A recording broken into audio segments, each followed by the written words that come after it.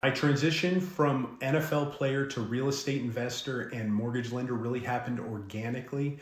I was a journeyman player, so I never made a crazy amount of money. So when I was purchasing my first property, I wanted to find a property that would generate a little bit of rental income because I knew I was going to have to pay not only that mortgage, but the rent in whatever city I was playing in. And I played on 5 NFL teams in 6 years and a few Canadian teams. So I ended up purchasing a 2-unit property in my hometown, rented out the back unit, and lived in the front. Shortly after purchasing that property, I ended up tearing my knee. Most NFL contracts are non-guaranteed, especially at that time. And so I ended up losing my entire contract, and I ended up renting a room out to my aunt in the front house that would cover my entire mortgage until I made a comeback. I did end up making that comeback and playing for a few more years, but when I had my third knee injury in a game, I had every intention to come back and play.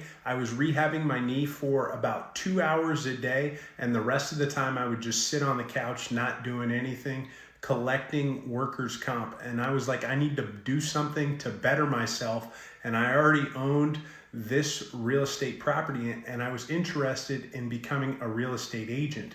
But what I started to realize was the key to this whole real estate investing thing was knowing how the financing and the mortgages work, because I had had trouble purchasing properties because I had played on so many teams in a short amount of time that my income was up and down, and the contracts were non-guaranteed or not for a long time. And so I couldn't qualify with your traditional bank like a Chase or a Wells Fargo. So I ended up getting my mortgage license. After getting my mortgage license, I was actually offered a few jobs, and I took the job thinking I'm just going to get in here, learn all the ins and outs, and then I'm going to go right back to playing football.